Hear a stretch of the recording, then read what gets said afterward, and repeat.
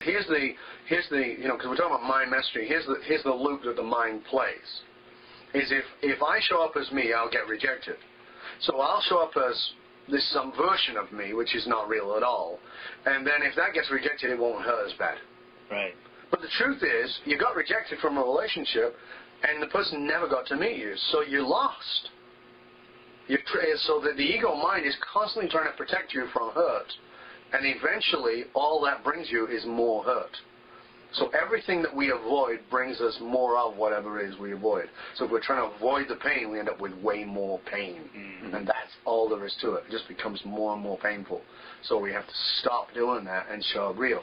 Now what's great about that is if you get rejected, you're getting rejected for you, and then you are clear about who you are. That means the person who comes in and accepts you, it's not an act. Right. They know who you are. So my wife will tell you that the guy she married is the guy she's with. You know, we've been married more than 10 years. Right. That's what it is. So, Yeah, you don't find out who the person is 4 years later. No, so I was the guy, and this is just who I am. I was the guy who likes to cuddle on the couch. I'm still the guy who likes to cuddle on the couch. I didn't do that so that we could get down and dirty. Yeah. I didn't buy flowers in order to impress. I buy flowers because I like flowers. Yeah. And I still buy flowers. So it's all those kinds of things. I admit I wrote a lot more cards in the beginning of the relationship. Yeah. Like one a day. Yeah. Get Hallmark in business. But, I still send cards. I still handwrite love letters to my wife. That was things I was willing to do. Things I wasn't willing to do, I'm still not willing to do. Right. Mm-hmm. That didn't change. It's not going to change. I'm a big flirt. Not interested in anybody else, but I flirt all the time. I said to my wife very early on when we started dating, you have a problem with me flirting? She says, no. I said, you might be saying that because it's the right thing to say, but I'm telling you, I flirt. I flirt with everybody. I flirt with men, flirt with women, I flirt with kids. It's not sexual. It's a play between me and the other person that can be interpreted by a jealous person as sexual or whatever it is. Yeah. It's not. It's play. That flirting will never stop. And she said to me, are you monogamous? I said, totally. I don't have a problem with that. She said, because I'm a flirt too. Great. Neither of us are jealous. Great. We both understand that that's who we are as individuals. Yeah. So there's no compromise. Right. So I don't walk in a room and see her flirting with somebody, oh my God, she's going to run off. Or I should go flirt with that person to get back on her because that would be that resentment stuff. It's like, oh, she's having fun. That's a great example of a conversation to have with your partner. Absolutely.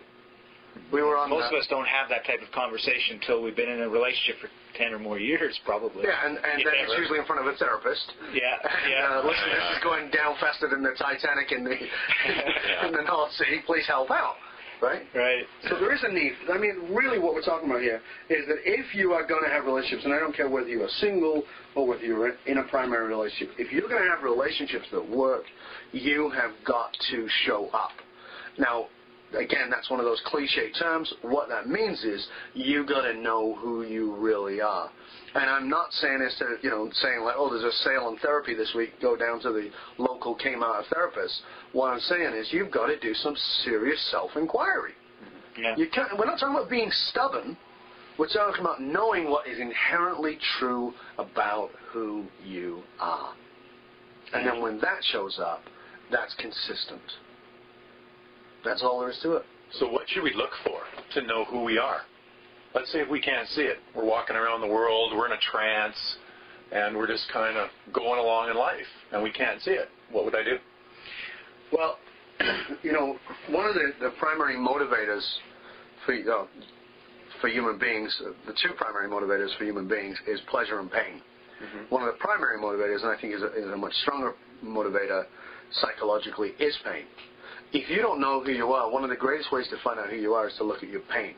So what I mean by that is whatever it is that brings dissatisfaction and pain into your life, if you look at that, genuinely take a look at that, I believe that pain, that tension we carry is a beckoning of our own heart, of our own soul. Mm-hmm. You are in direct conflict with yourself if you're in that pain, whatever that pain is.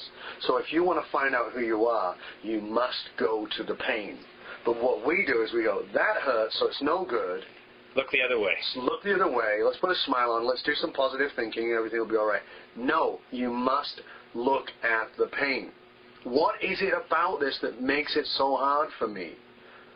Right? And we're not talking about getting rid of another person. We're not talking about keeping another person. We're talking about looking at my pain. Not about you, but about me, but I. What's my pain? Because your pain is the gift that will reveal you. Nobody who ever got enlightenment got it just by smiling. It is actually the willingness to look at our own suffering. It's what the Buddha teaches. We get it from looking at our own suffering. See, because everybody, by virtue of being on the planet, if you've got skin, you're in a process of evolution. Psychological, emotional, spiritual evolution. And you're in that evolution. Nobody ever gets to that evolution by sitting still. You've got to keep growing. And every time we're always looking to get feeling better. Mm-hmm. And okay, well, I'll feel better. And then you get there, but that wears off. Yeah. It's interesting because we come back to a loop here. Yeah. Because, we're talking about this whole thing around attraction. What do we want to attract? We talked about manifesting what it is that we want to manifest. Well, I'm going to tell, we're getting a bit deep here, but let's just go with this for a minute. Everything you want, whoever you are, me included, everything you want in order to satisfy an emotional need that was not met when you were a child. It is a substitute for that. Yeah. So whether it's a new Porsche, a new Mac computer, new girlfriend, new boyfriend, doesn't matter. That's what you're looking for.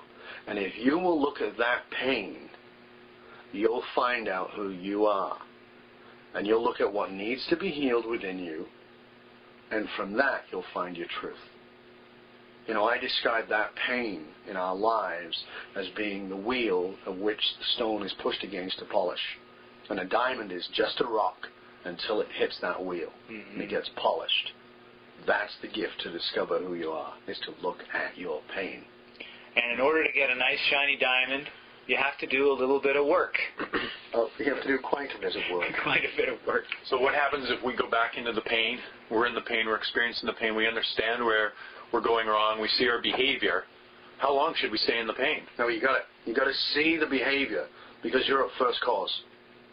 You got to see the behavior. You see, you took yourself to that pain to remind yourself of whatever the wound is back in your own childhood.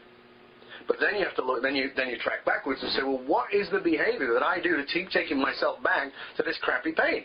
All right. Then you get to change the behavior. I get it. So it's like a loop. You can do it. Exactly. You get stuck. And you can't change it until you know it. And if you're unconscious about it, or like you like to say, asleep, exactly, it's not going to change. So you got to wake up. Exactly. Good morning. Good morning. You got to keep waking up. And as I said, the best way to do that is to start looking at your pain. When you guys know, you came to one of my events where I asked people to go down two paths: the path of regret, right, and the path of your own spectacular life.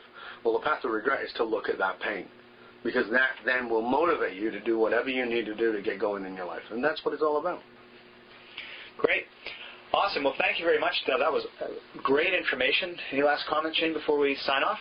I think we should do one more in relationships because there's just so much more. Yeah, there's just so much more we can go, and I know it's like such a broad subject for everybody, and I think you just barely scratched the surface of what we were getting into. So I think that would be great if we could do one more. Absolutely, we'll do more, and if we get requests from people and they write in and tell us that what they're interested in specifically around that, happy to go there too. Yeah, absolutely. Sure. Yeah, make sure you head over to our podcast page. And www.baronmastery.com to find out about me and what it is that I do, and to... Is it freemindmasterypodcast.com? That sounds right. freemindmasterypodcast.com. And that's where you can see all the archives and leave some comments. Let us know what you think, because it's really, really important, because we want this to be interesting for everybody that listens. Until next time. Thank you. It's been great being here. It's been great sharing this time with you guys. Thank you. Bye-bye.